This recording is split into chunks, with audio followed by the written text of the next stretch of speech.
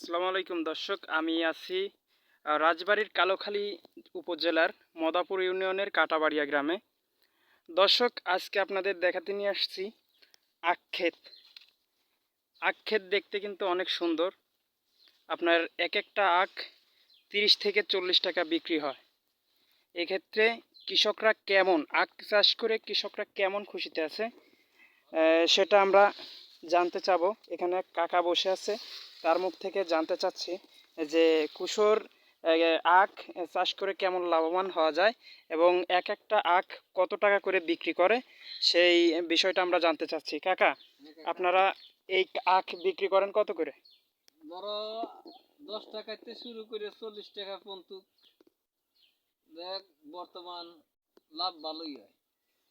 আপনি এটা কত বছর ধরে চাষ করেন? আমি আজ চাষ করতেছি আজ প্রায় 20-22 বছর। এক একটা আখ কত করে বিক্রি হয়?